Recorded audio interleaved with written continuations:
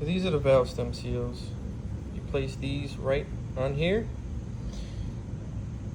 The valves slide through here, and this is what keeps the seal from oil stopping through.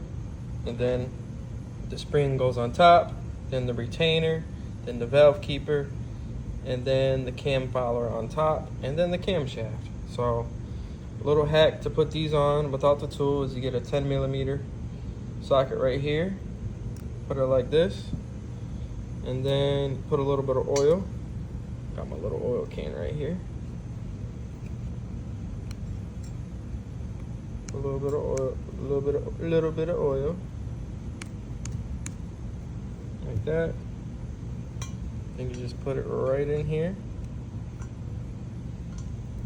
and push like that. That's it. So do it for all 16. There's 16 of them.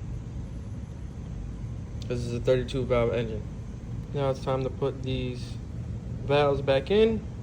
I'm gonna lube it with some assembly lube before I put them in. I'm gonna coat them up real good and put them all in. I already lapped them valves. I have that video ready if you haven't seen it.